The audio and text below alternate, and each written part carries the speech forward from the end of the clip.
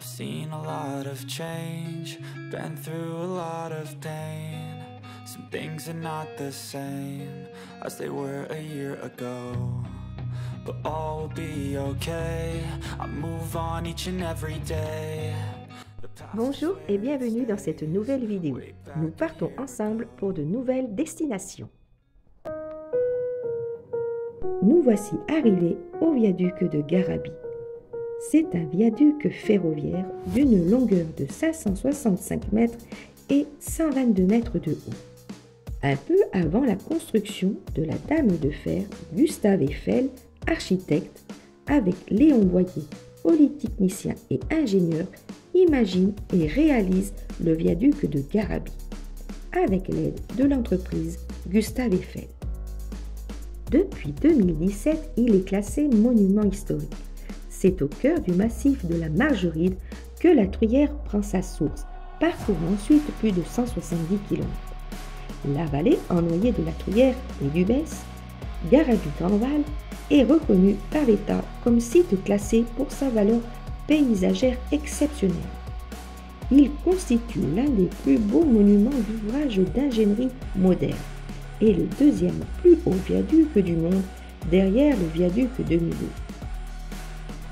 Le viaduc de Garabi fut peint en rouge pour lui donner un plus bel éclat qui contraste davantage avec les murs verdoyants du Cantal. Le viaduc est toujours en service.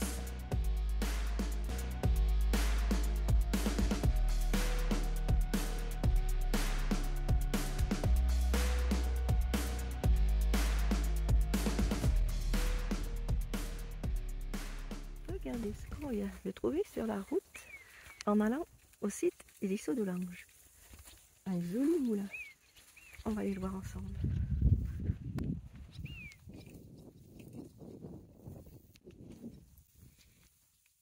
Il n'y a pas de porte?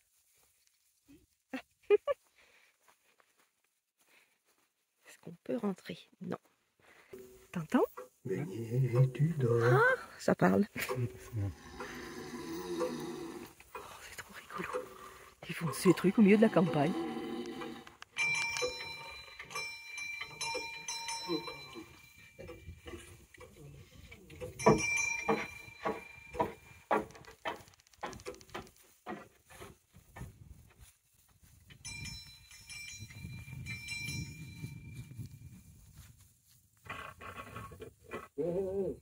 Pas comme dans un moulin. Alors, moulin à parole. Approchez et écoutez la pierre, le bois, la nature, l'homme, le blé, le vent, la mémoire, la chaleur, l'échange.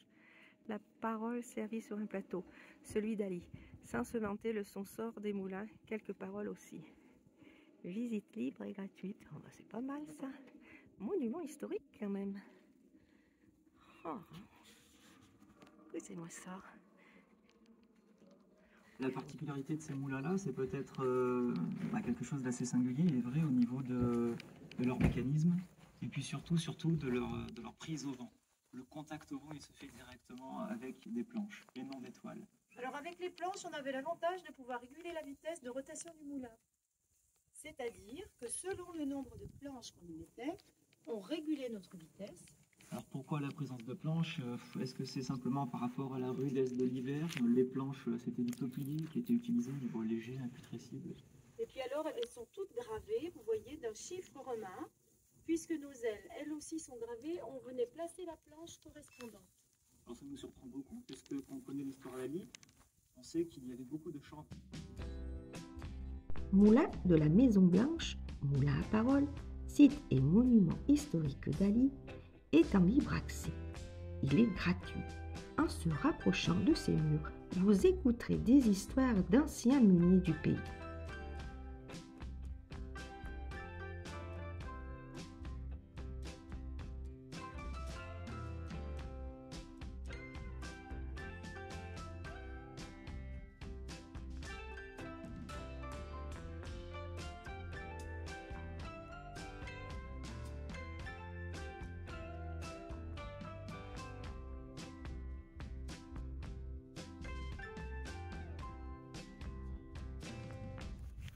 Ça sert à quoi cette barre là?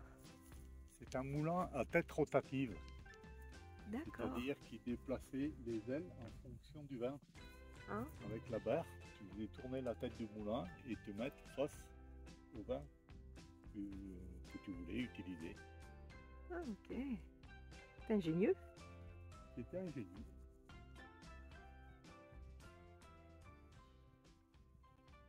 I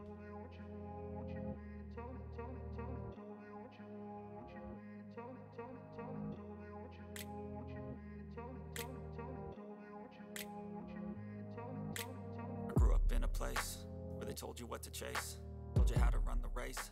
Every move was on the page, but I didn't like their way. Had to fight and misbehave. Bonjour à tous. Aujourd'hui, on va aller visiter le site Issodolange. Nous voici à Issodolange, un village abandonné, village retrouvé. Donc on va aller voir ça. Il y a le plan du site. Voilà. Allez.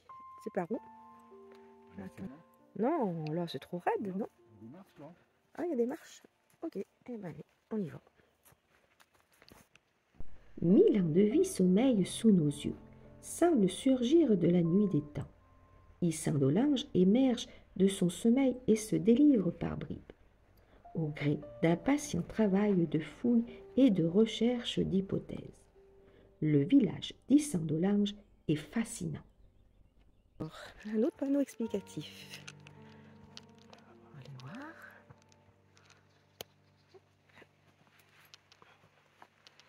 Alors, entre le marteau et l'enclume. La forge se situe hors de la zone habitée, certainement pour des raisons de commodité et de sécurité. Toi, tu montes là-haut? Écoute, tu me diras, moi je descends. Là, je fais une descente par ici, puis là, je vois une petite maison. Là. Il devait avoir une maison. On va continuer par là, on va voir. En tout cas, c'est sympa. Mais ce village, il n'y pas à avoir oublié ses commissions. Mais bon, c'est vrai qu'à première vue, c'est un village qui était autonome. Donc, du coup, ils devaient se débrouiller par eux-mêmes. C'est original. Il y a encore les escaliers là. Et là, des pierres, du bois, du chaume. Maison haute et basse. Ces habitations étaient modestes, voire sommaires. Au Moyen-Âge, l'essentiel de la vie se déroulait à l'extérieur. La maison constituait donc surtout un abri pour se réfugier et se reposer. Les murs étaient épais, percés d'ouvertures petites et rares, surmontés d'un toit de chaume ou de genêt, permettaient de mieux conserver la chaleur. Allez, on va continuer. Je vais passer par là. On verra bien tout à l'heure. Mais en tout cas, c'est d'un silence impressionnant.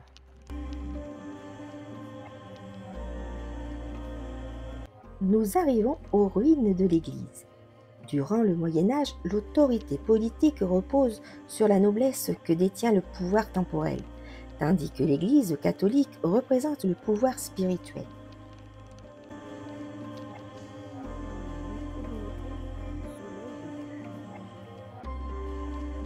Voilà, alors là, ça devait être l'église. Ses dimensions sont identiques à celles de l'église primitive de Novacelle, qui a été agrandie au XVe siècle.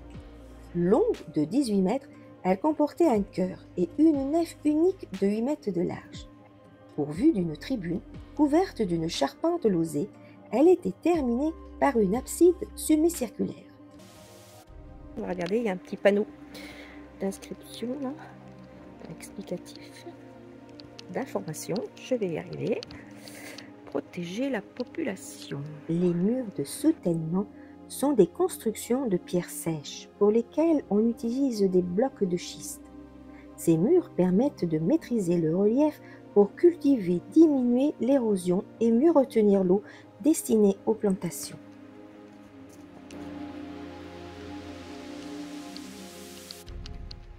En tout cas, on est au frais là. Le moulin sert à écraser le grain pour transformer en farine. Il permet aussi la transformation de nombreuses autres matières premières en produits finis ou semi-finis, utiles pour se nourrir, s'éclairer et se vêtir. Le meunier est une figure du village. Un petit chemin sous les bois, je passe par ici. Ici, ça suit la rivière. C'est d'une fraîcheur incroyable. C'est vraiment agréable. Si on veut la tranquillité, le silence, je vous le conseille. Ou avec des enfants aussi. Il y a de quoi faire là. Regardez, comme c'est sympa.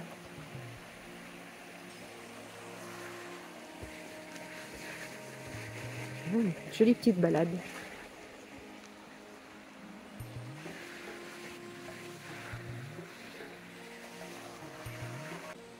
Mais on voit que c'est humide, hein, parce que quand on voit les troncs, comme ils sont verts là, ça doit pas avoir souvent le soleil ici. C'est vraiment agréable de se promener comme ça au bord de la rivière, au son de la rivière. C'est vraiment agréable. Voilà, je pense qu'on arrive à la fin du chemin.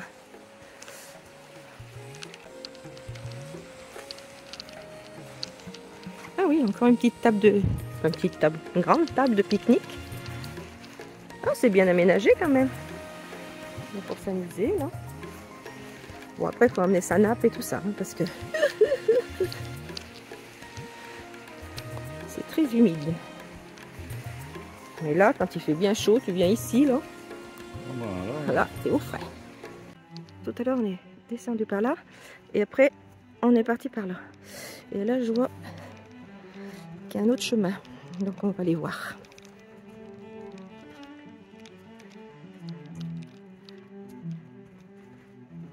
Ah, il est déjà là, mon canot.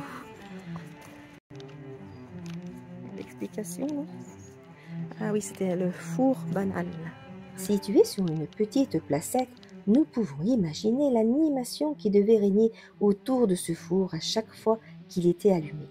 Le pain constituait la base de l'alimentation, mais la fournée n'était pas quotidienne. Elle avait lieu toutes les 2 à 3 semaines. Le pain frais du jour est une habitude que remonte seulement à la deuxième moitié du XXe siècle. C'était le four. Un chemin qui continue. On va aller voir s'il y a quelque chose d'autre à découvrir. La fontaine et le lavoir. Chaque famille devait venir tous les jours à la fontaine. Elle se situait en dehors de l'enceinte fortifiée. Construite en voûte pleine, elle permettait de capter une source dont le trop-plein se déversait dans le lavoir par un petit canal d'écoulement. Avec la vue comme ça, on est sur le banc.